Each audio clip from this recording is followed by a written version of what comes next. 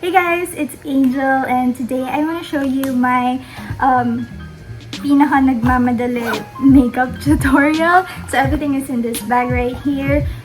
First, I'm gonna start off with skincare, and kapag nagmamadali ako, sorry, pero ito lang yung ginagamit ko. It's the COSRX AHA BHA clarifying toner. Yan, just spray it all over my face. And then, I draw in my eyebrows. Usually, meron akong eyebrow tattoo, temporary, for like 3 days. But, nawala na siya. So,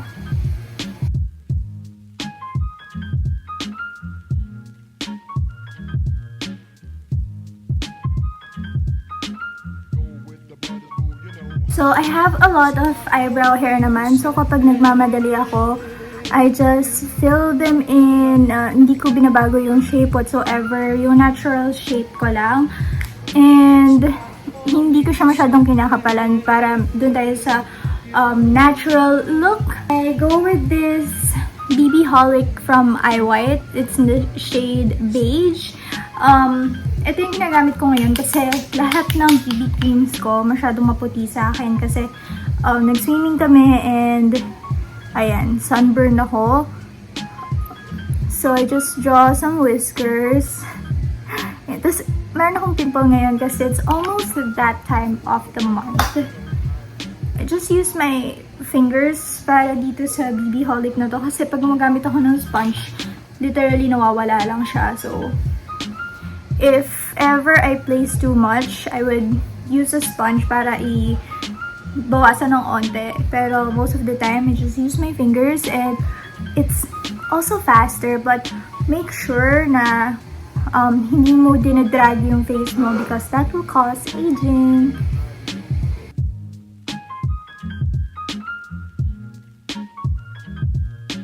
So for concealer, I'm gonna use this Maybelline Age Rewind Concealer. It's in the shade, I don't know, 122. So I'm just placing that all over my under eyes. I also use my fingers kapag nagmamadali ako. And also, I feel like kapag fingers yung ginagamit ko, parang medyo natutunaw yung concealer because of the warmth of my skin.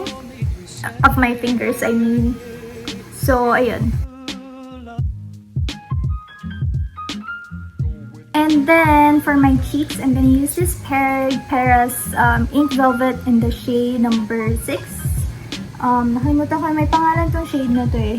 Oh my gosh, lahat na lang hindi ko alam. So, just dito lang sa cheeks ko, and then I blend it pataas. And then, I'm gonna set my face with my favorite powder. It's from Wet n Wild. It's their Photo Focus Pressed Powder in the shade Warm Beige. Yan, malapit ko na siya maubos. Pero nung nag-sale, bumili ako ng isa pa. Parang nag-move yung camera. So, I'm just gonna use a brush to set in everything. Then, kailangan mag-eyeliner. It's from Maybelline. It's their line tattoo in the shade black. Usually, dito lang ako nag-eyeline. Para mag-elongate yung eyes ko.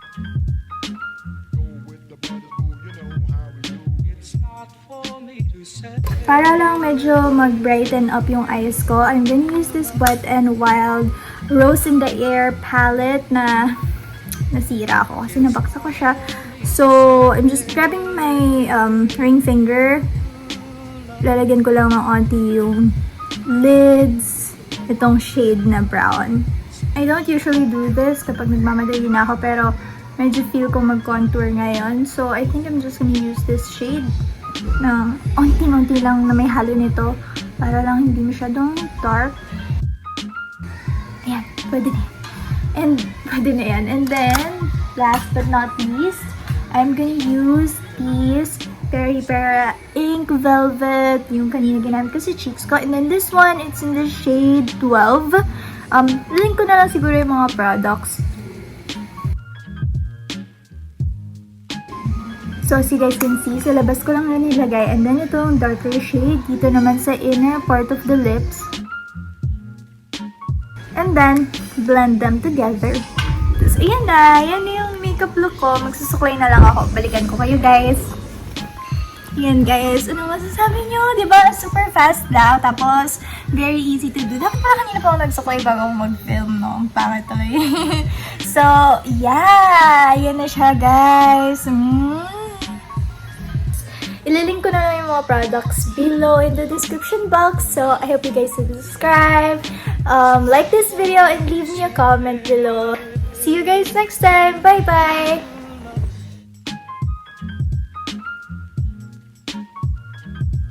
It's not for me to say.